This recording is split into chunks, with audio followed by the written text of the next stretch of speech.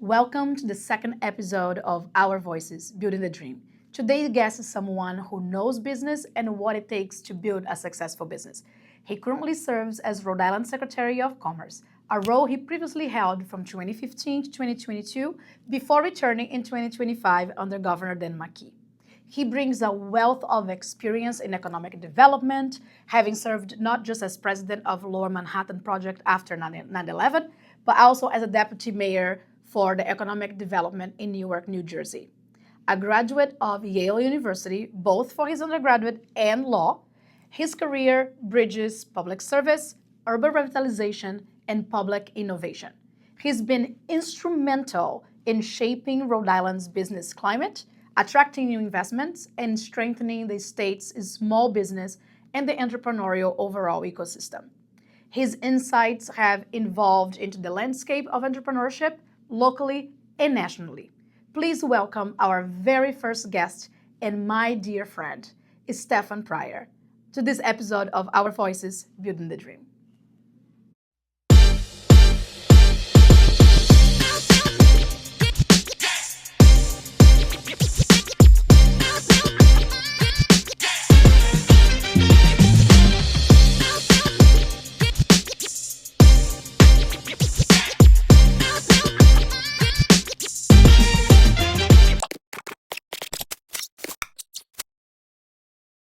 Welcome our very first guest and my dear friend, Stefan Pryor. Mariana, it's so good to be with you. Congratulations. Thank you.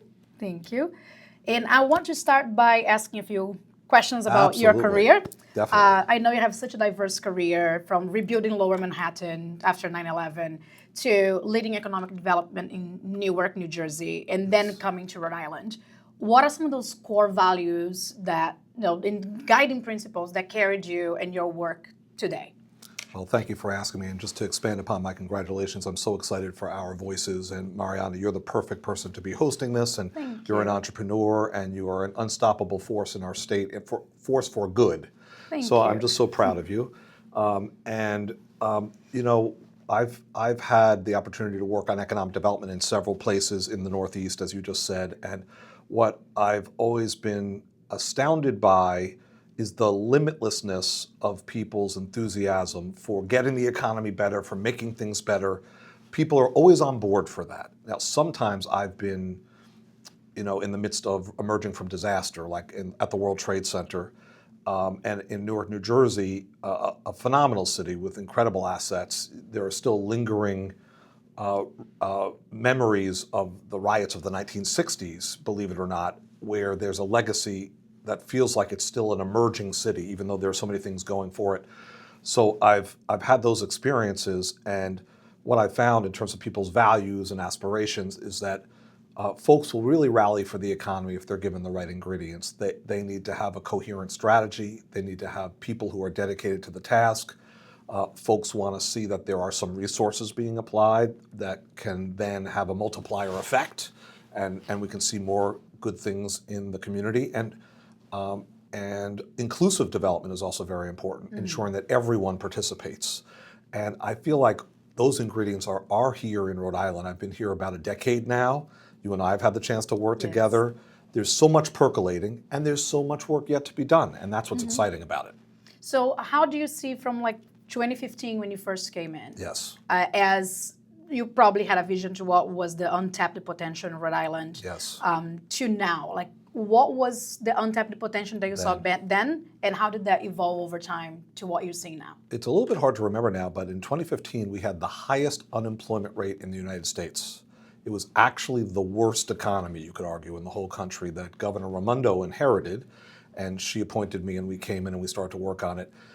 We wanted that to end up being a bottoming out, where we would bounce off the bottom and do better, and really we did. Yes. Pre-COVID, Rhode Island experienced some of the biggest drops in unemployment, so some of the best economic trends in the country, and we hit an all-time high number of jobs repeatedly, several times during her tenure. Then we hit COVID, and things were extremely challenging, to be sure, but we also, according to Moody's Analytics, we had one of the fastest recoveries in the whole country and the fastest recovery in the Northeast coming out of COVID. You were part of this process. remember that, A yeah. lot of that had to do with under Governors Raimondo and then very much under Governor McKee when he inherited the governor's office. We put a lot of small business grants and loans on the street to make sure that small businesses were prioritized. We also were very careful in the way we administered our restrictions and then supported businesses to reopen. And we did have a very strong recovery. Now we're seeing some very strong economic trends as well, even year over year. When you look at gross domestic product or GDP growth, we're up over 4%, 4.2% year over year. In Governor McKee's tenure, we've seen 36,000 more private sector jobs, 36,000 jobs added. And that's in a whole variety of areas. And it's also because we're prioritizing small businesses to ensure that they can preserve and create new jobs. So we're making some investments in some strategic areas that are really helping us to grow. Yeah, that's incredible. And I remember under Governor Raimondo, that was such a big shift in priority to focus on small business. And then Yes. now under Governor McKee, that continuation Very much so. is still here. And from your perspective, like you moved between private and public sector, Yes. and how does that different perspective shaped how you manage and run the state economic development now? It helps me that the fact that I have stepped out and worked in private investment as a private citizen and stepped back in, and I've worked in a variety of capacities. So I also worked on the housing issue here in Rhode Island. Those different perspectives have helped me think about what's the system we need in order to help businesses grow. It's really important to walk in different shoes to understand how businesses function and can function in our state. And I think we've really got some good momentum. We have small business loan and grant programs that are really functioning well. I think small businesses have an increasing sense that government is accessible to them. Now, we need to keep working on that. Your podcast, by the way, is going to help because it'll help to bring information and bring dialogue, even constructive critiques. All of it is very welcome, but we have now a small business loan program called the Small Business Assistance Program, SBAP, which has made over 300 loans. So if there are small business people listening to this podcast and you want to get in touch with us at commerceri.com or just call 401-521-HELP, 521-HELP, we can connect you with a number of lenders that are financed by us in part and can help small businesses access loans. We also have something called the Innovation Voucher, which will help a business that's looking to do some R&D. They want to partner with the University of Rhode Island, partner with Brown, partner with Roger Williams, and get some research done that will help to lead to a product. We can actually pay the university or a medical center to help the small business up to $75,000 per. And there's actually a deadline coming up on that I was going to put out there. It's November 4th. Okay. So again, commerceri.com. There's a lot of resources. Reach out. We're trying to build an ecosystem where a lot of small businesses of every walk of life can find what they need to get where they need to go. And with the innovation voucher, comes out every month, right? Is that continues to be every month, or Yes. has that changed? Yeah, we tend to bring innovation voucher recipients to our board meetings, and those board meetings are monthly. So it's not necessarily every single meeting. It depends on who's made it through the process. But we try to make the process seamless and as easy as possible. So, but every board meeting is a shot at getting approved.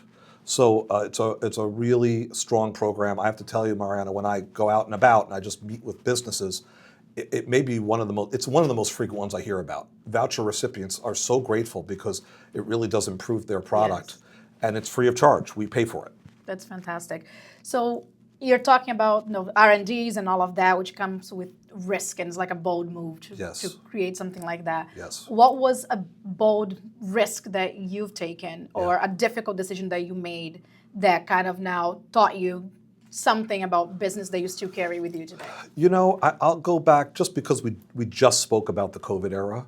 When Governor Raimondo and I, and then Governor McKee and I were talking about the restrictions on business, we said to ourselves, which are the parts of the economy we want to keep open, but put a lot of energy into ensuring that they're safe? And we chose construction and manufacturing. And we said, we're not going to restrict them like a percentage of workers who can be in the given space or hours or shut them down altogether. We never did shut them down.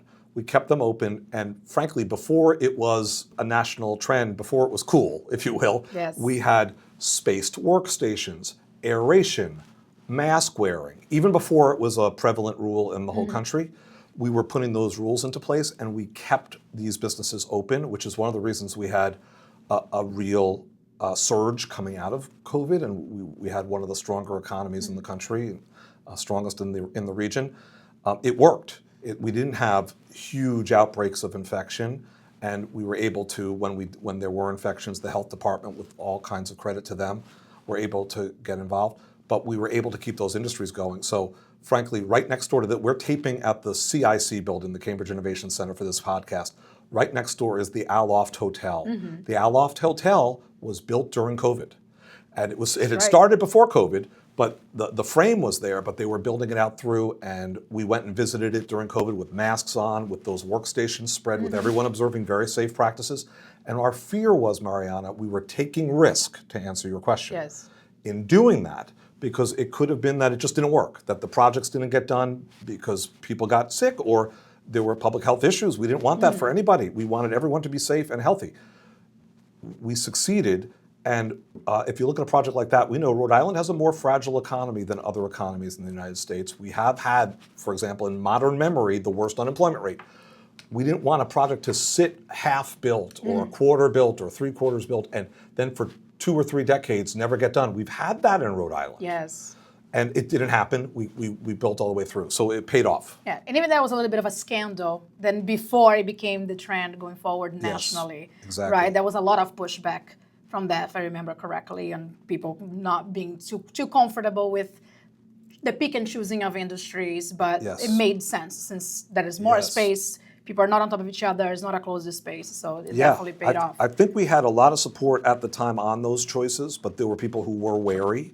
And the industry, credit to the industry, the construction industry, labor, and manufacturing industry and labor were incredibly cooperative. Yeah. And I have to say, it was management and labor who made sure that everyone kept safe. Do not come to work if you're sick. You got to wear your mask, no exceptions.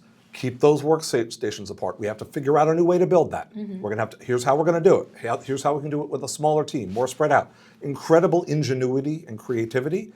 That's what Rhode Island's capable of doing. But we knew, we founded the Industrial Revolution here. Yes. This is the first place with a water-powered cotton mill that actually got the job done in the United States, the Slater Mill. We have this legacy. We didn't want to shut down. Not ever. We thought we have to have a continuous legacy. Yes. And it worked. And that's because everyone cooperated, everyone listened, And everyone led. Thank you for that. Yeah, that was incredible. I think that there was a lot of effort and coordinated effort. People wanted to be out. People wanted to make this work at the end of the day. And I wanted to kind of backtrack a little bit to the resources that you were speaking about. As you know, funding and access to capital is one of the biggest challenges to founders. Very much but so. not just to any founders. It's even worse when you are a minority founder, an immigrant founder, a woman founder. I know from experience has been my biggest challenge today. Yes. So from your policy lens, what are some of the breakthroughs or changes that could be implemented in Rhode Island and even across the country, if you want to speak on that, to support the access to capital? I know, for Rhode Island, bringing some DFIs is crucial. What are some of those perspectives from your end? At the state and federal level, we have to ensure that we continue to finance these programs and develop new programs. But programs like the Small Business Assistance Program, SBAP, we go to the General Assembly most years and ask for the funding to be replenished. It's so important. These are not the biggest dollar amounts in the state budget, but they make a huge difference. And at the federal level, we all know things like this are being cut. Yeah.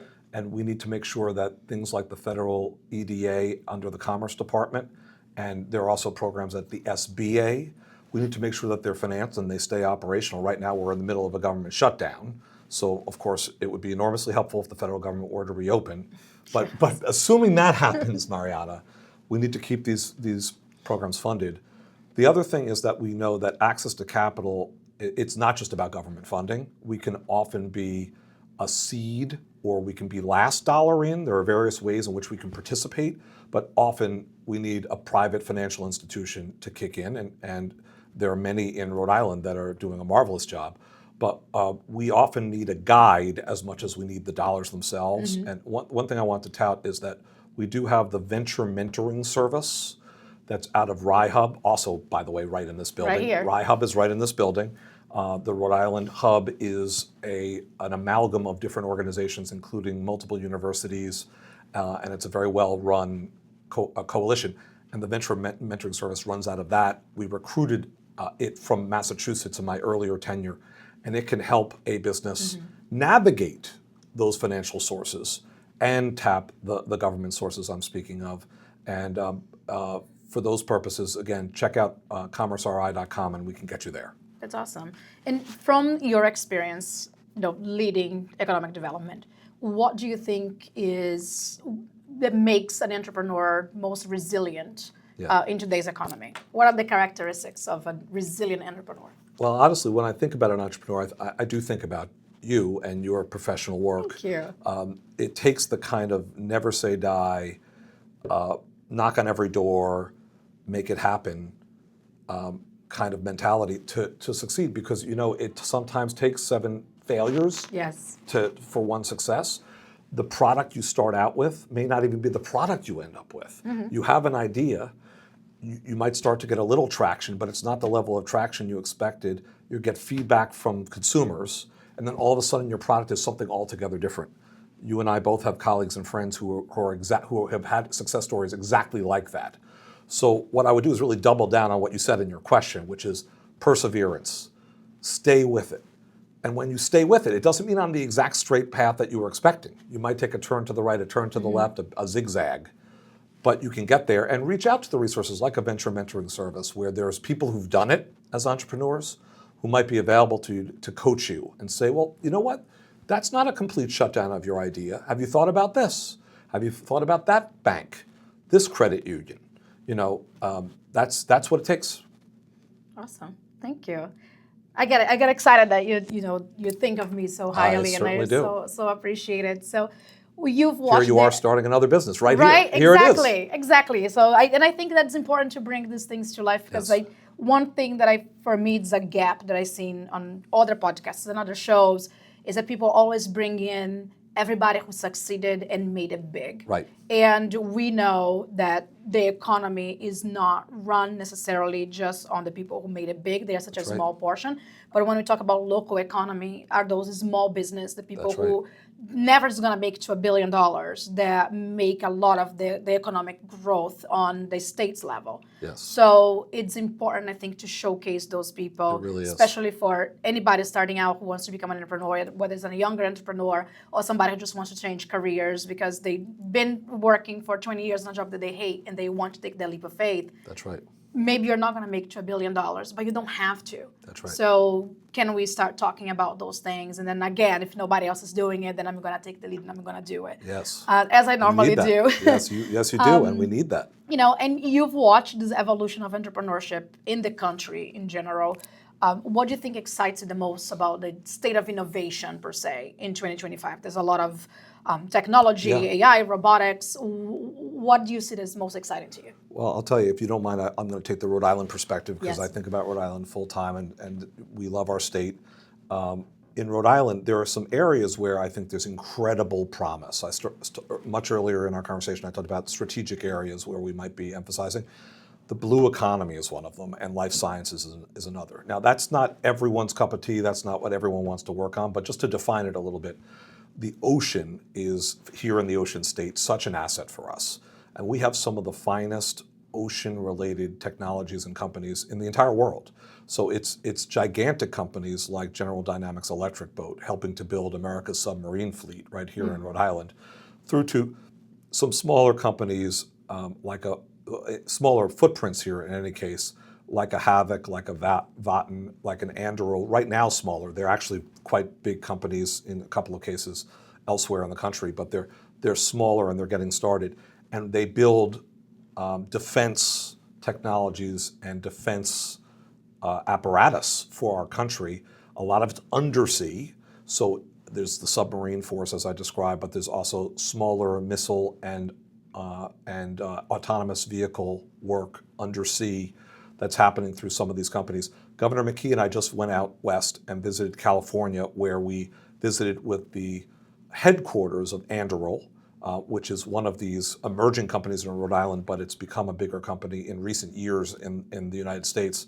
We met with its founder, and we talked about new possibilities in Rhode Island. We visited the mothership to thank them for their investment here at Quonset in North Kingstown. I should note we just hit our 15,000th job at Quonset and celebrated it today. Fantastic. So it's an incredible growth area. And I mentioned this conscious that a lot of our listeners here are small businesses. But one of the things I want to commend to them is that there's a way in Rhode Island that we really work to connect smaller businesses with the opportunities at these larger and emerging businesses. And that's called Supply RI, where if you think you could be a supplier to these businesses, and by the way, it doesn't have to be on the sheet metal, it doesn't have to be on the fundamental energy sources of these companies. It could be on their paper products. It could be on, you describe what your field is. Supply RI helps to get smaller vendors ready for procurement processes at bigger anchor companies and institutions, including universities and health centers. That's unique to Rhode Island, or one of the few places in the country that really does that on a state basis.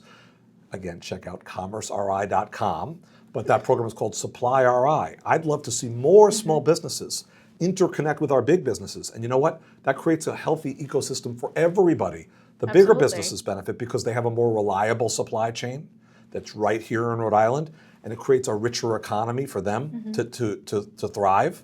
So the second area is life sciences, and I don't want to take too long describing it, but Please take your time. we're blessed with bigger companies like Amgen that has one of its most important manufacturing plants in the United States right here in Rhode Island.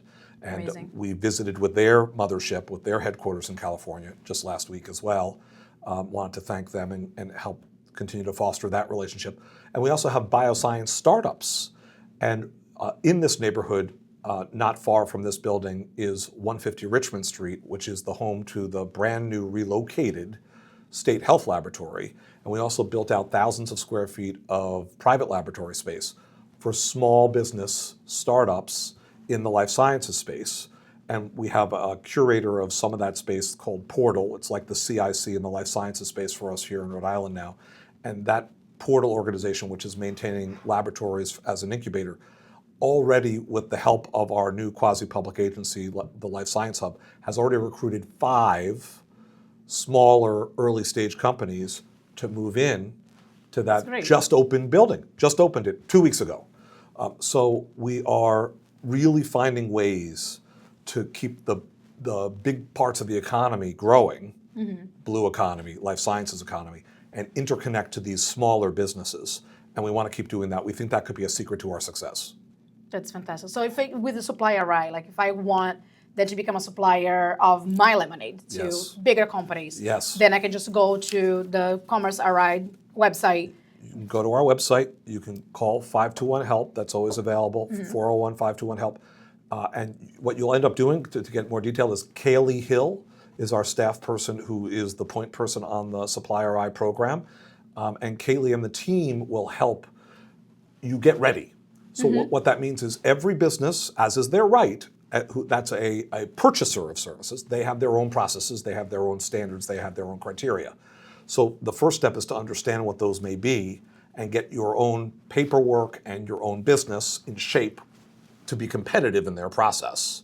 So that's part of what Supply RI does, is awesome. helps do that tailored to the supplier or anchor business, the purchaser or anchor business and the supplier business. So I could be a supplier instead of Coca-Cola. Coca-Cola, I'm coming for you. Yes, go for it, Mariana. And if anyone's going to do it, you're going to do it. Absolutely, you know it. So how would you describe like the Rhode Island entrepreneurial DNA per se? Like what do you think makes this state different than other states, even though we are the smallest state in the country and we have our own difficulties, but what do you think would be like is the main DNA character for us? I love that you ask it that way, because I do think we have it in our DNA, in our makeup, that we are about entrepreneurialism and about the effervescent process of starting a business and revising your business and changing in the context of the times. I think back honestly to the lively experiment. So the lively experiment was our colonial founders created Rhode Island Colony with the notion that we would be a lively experiment in religious concernment, meaning that we would be the most tolerant colony, ultimately state, in the Union, where anyone would be welcome. And it was a lively experiment in that everyone could vocalize, could participate, could live life as she or he sees fit in the sense of religion. That was the idea upon which we were founded. But if you think about it, the principle of the lively experiment really applies more generally to the notion of experimentation in general, that we foster ideas. We don't prevent them. We don't forbid them. We foster them. In Rhode Island, that's who we are. It really is in our DNA. And then we've taken that spirit to the water. We're the ocean state, and I've already described how we, to this very day, we excel as the ocean state in the ocean economy. And we've spread to other areas, and we really were the founders of the Industrial Revolution. So we know how to make things here. And you know what? The whole country is swinging back. They call it reshoring. They call it reindustrialization. The tariffs, whatever people think of the tariffs, the effort is to bring manufacturing back to Rhode Island at its best. At its best, that's what that effort is, and that's what those trends are. You know what? We are the manufacturing center of the nation. We're the place that really started the whole trend to begin with. So we want to be the beneficiaries of all of these new sub-trends, if you will. So I think that's all in our DNA. Absolutely. That's who we are. We experiment and we make things, and we're going to keep doing it, and we're going to be at the cutting edge. I'll be revising my original manufacturing project that I sent it to you in 2020. I love it. And we'll go from there. love Cranston it. is ready, so we can put a manufacturing facility there Let's go. for the state to food industry. I've been waiting for that one I know for it. a while. So you're talking about we have those big corporations that are here, and also startup companies. And that can be very tricky to manage that, to create that balancing act. What do you think is that balance? How are you finding that balance within the state? Is that through the supplier right? Is that creating opportunities for a smaller business to connect, or kind of stand alone into startup mode, big backing from those big companies? I think Governor McKee really gets this right. He emphasizes small business at every turn. So when we went and we brought one of the largest Amazon distribution centers in the Northeast to Johnston, Rhode Island, which is a massive facility and is employing a lot of Rhode Islanders. When we did that, when we were at the negotiating table, we emphasized our own small businesses, and he ended up ensuring that in the compact that resulted and got the approval for the project to move forward, we actually saw financing come from that project for the Small Business Assistance Program, That's amazing. for the loan program, so that our businesses could prepare in every way, including to go online and be sold through Amazon, but in any way that business saw fit. Didn't have to do that. We wanted resources to come from that project to support our small businesses. That's just one example, but Governor McKee, every year when he introduces his legislative package, there's a small business article where we hack away at regulations that are in the way of small businesses and offer new financing for small businesses in whichever ways may have come to the fore based upon dialogue with Rhode Island small businesses. So I think the balance that you're describing, it requires that, there is a temptation, I think, among some, not here in Rhode Island, but among some who deal with the economy, deal with economic development, to only look at the biggest players, only look at the biggest plants, only look at the biggest office complexes. By ensuring that we always also think about small businesses, even when we're thinking about the overall economy or the big players, we are sure that we're prioritizing small business. We make sure that we achieve that balance. The bottom line answer is that it's not an either or, it's a both and, but you have to work at the both and. So looking ahead, 5 years into the future, what would it be a headline that you'd love to see written about the state of business in Rhode Island? Yeah, I would love to see that on the blue economy, for example. I'd love to see that Rhode Island's blue economy is sailing successfully into the future, forgive me, if we're talking headline writing. And all businesses in the economy can participate. So what I'm expressing there is we're moving into the future with the most successful ocean economy in the United States, and I believe that. I think we can do that. That's not a pipe dream. That's something we can achieve based upon the companies that are here, the innovation that's happening here at the University of Rhode Island, at other universities in our state, at Roger Williams, at Brown, at RISD, at Providence College. There's so many that are participating in different ways in the blue economy. And I do think we can ensure that all businesses, if they wish, can participate at some point in the value chain, some point in the supply chain, some aspect of that ecosystem. If we play our cards right, I think we can do it. I think that'll be a headline with a beautiful, positive story. That's awesome. Which leads me to my next question, a more personal Sure. question. So, like after leaving public service for Yes. a little while, you went to private institution Yes. and you work in investment. Yes. And then you came back. Yes. What inspired you to come back? To come You could back. have completely walked away Yes. from all of this Yes. and be investing in those companies That's and right. making the millions of dollars. What made you come back? You're one of the few people who won't be surprised by this at all because of our work together. But first of all, the vacancy occurred that the secretary position opened up, and Governor McKee asked if I would consider coming back. But why would I do so with such a vacancy? I just honestly love this work because I believe, I know you do. especially looking back to 2015, you correctly, wisely pointed us back to that point when we started in this work. I remember the days when we had the worst unemployment rate. That should never happen again. Rhode Island has too much going for it, with incredible small businesses that are dedicated.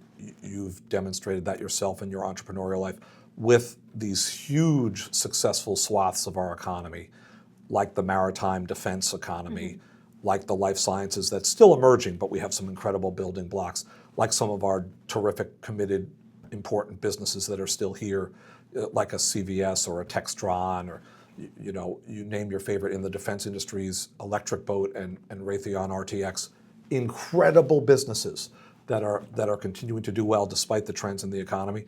We should never be the worst in the country, and we should be leading the way for the rest of the country, like we did for those years pre-COVID with the biggest unemployment drops among them, and like we did coming out of COVID with among the best trends. We can do those things. We're small.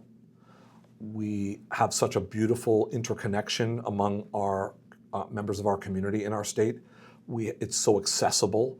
Supply RI, that kind of thing, where a supplier can connect with a prime, where a supplier can connect with an anchor. We can do that better than any other kind of place. So to me, why would I come back? Because I want to keep fostering that and make sure that we move way past 2015 and that we move into a new era as we're in 2025 and move well beyond towards 2030, as the governor loves to point to appropriately. I think we can be a thriving economy that's a center of economic energy for the Northeast. We already are, but we can continue to be, I and agree. really be an example for the country. I agree completely with you. And do you think you'd ever run again for another office position, or do you like this kind of work of, building the economic development, not necessarily be in politics, being Right. part of the political system, Yes. but in the policy making rather than being a politician yourself? Most of my career, I've been in appointed office, not running for office in the political process in that more explicit sense, and I love that work. I love the work of being inside the departments that matter and helping to lead teams and helping teams to bring out their best. I did love the campaign trail. Yes. I enjoy it. I love being with people, Yeah. and I love spreading the word on what's possible in Rhode Island, but I'm not going to design my life around it because I've been blessed with the opportunity to serve in appointed office and find it to be so impactful. So I'm blessed with what I'm doing now, and that's what I'm focused on. That's awesome. So what would be, from your perspective as an investor working in the private sector and economic development, what would be some practical advice you could give to people listening to us right now and watching us that want to become entrepreneurs? Yes. And making that distinction between an entrepreneur and small business owners, they both are part of the economy. One's the economy of scale, the other one is more of a localized economy. What would be some practical advice that you would give? Two pieces. I've hit upon these themes a little bit, but I'm glad, Mariana, for the opportunity to draw them out a little bit. One piece of advice would be, if you have an idea for a product, It could be a digital product, it could be a physical product, whatever it may be. If you have the chance to introduce an initial version to the market in whatever form, a minimum viable product or just a pilot, just a trial, if you do that and you get feedback, listen. It's extremely important to listen to the customer base to make sure that you're really getting traction. Many entrepreneurs do this very, very successfully. It's really important to say, why am I getting that kind of feedback, whatever it may be, or why am I not getting enough input, enough response? You've got to be nimble in order to succeed, and there may be nuanced ways that your product or your service needs to change, or there may be fundamental ways. Be open-minded about it and adapt with not just the times, but with the feedback. That's number one. Number two is, it's really been the unstated theme of my remarks. Reach out for help because we can help you. Rhode Island can help you. Because the fact is that Rhode Island is a small place. We're a little roady. We're small, but we're proud. We're small, but we're mighty. And we do have these resources. 521-HELP is that phone number, 401-521-HELP, commerceri.com. Our team loves nothing more than to help people figure out how to solve a problem, figure out how to get linked with a resource. That doesn't mean it always goes perfectly that first time. I refer you back to my first of 2 points. You got to be nimble. You got to adapt to feedback. You've got to have the kind of perseverance that you, Mariana, have shown. There's no substitute for it, but also reach out for help. Yeah, I think we, as entrepreneurs, we have a hard time asking for help. That's for sure. Yes. I don't know if it is like some kind of shame or what it is. Like, or maybe there's no shame in it. Or if we just got so caught up on like this is the idea, we're gonna do this, and then we forget that we need help. We need more people, and we need to have that feedback, and we can't be married to the idea that we have because the idea is the beginning point, right? Like the finish line might look completely different, and the important piece is making the journey to the finish line and adapting and overcoming as needed. So on a more personal level, when you're not driving policy and end of the day or end of the week, what do you do to stay grounded and not let all that work get to you? I've been finding a little bit of joy, a little bit of a catharsis in exercise, I have to say. I've not been good about it throughout all of my life, but I recommend the local gyms and other athletic facilities in our state. It's so well built out that way. Governor McKee, by the way, used to run a sports club years ago now, but he would say the same thing. I've gotten into this little paddle sport called pickleball. I know it's a little too trendy, but we have a number of locally created clubs here and courts here for that. But I think it's so important to stay healthy as best you can because entrepreneurs' lives are stressful. Admittedly, there can be a little bit of stress in a government person's life too. It's important to stay healthy and to support local business while you do it. Yes, so absolutely. That's why I say find local gyms and find local courts and local facilities and support the entrepreneurs who are making those happen. Awesome. Thank you so much. So this is my final question. Yes, please. And it's the most important question for me. Ready. So you've spent your entire career connecting ideas and connecting people. Yes. Who should I meet and who could you introduce me to help me become a better entrepreneur?